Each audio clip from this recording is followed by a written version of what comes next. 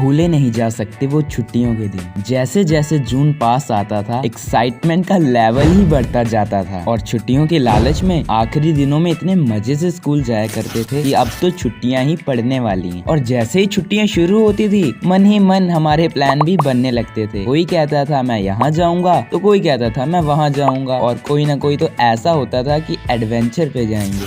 But उन दिनों adventure तो बहुत ही कम हुआ करता था। बट हम सबका एक कॉमन प्लान हुआ करता था, घूमने जाएंगे तो सिर्फ नानी के घर। फिर क्या, वहाँ जाकर जो मौज मस्ती करते थे वो आज तक नहीं भूलती। कभी आम तोड़ने जाना तो कभी खेतों में यूं घूमने जाना, ठंडे पानी में रखकर आम को खाना और नदी में जाकर ओलंपिक वाली रेस लगाना, उसके तो अलग ही मजे होते थे।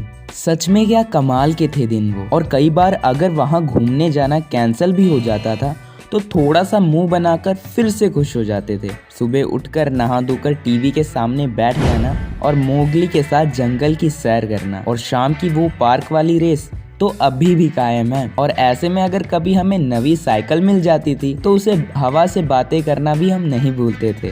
बट इन सभी मस्तियों के बीच खाने पीने का भी हम बहुत ख्याल रखते थे। कभी ये पेप्सी और कभी ये गोला, तरबूज खरबूज तो हर दिन चलता था। पर इन सभी के बीच में हमें दो काम बिल्कुल भी अच्छे नहीं लगते थे। पहला तो स्कूल का मिला हुआ होमवर्क, और दूसरा पानी की बोतलों को भर के फ्रिज में लगाना। फिर रोज रात को गहरी नींद में खो जाते थे और उन मीठे लम्हों के साथ सारी थकावटें दूर हो जाती थी, और अगले दिन से फिर से वही सिलसिला शुरू हो जाता था। किसे याद आ गए हैं वो अपने दिन कमेंट में ज़रूर बताना, और जिनकी छुट्टियां हैं शुरू, क्या है उनका प्लान, थोड़ा हमसे भी शेयर करके जाना।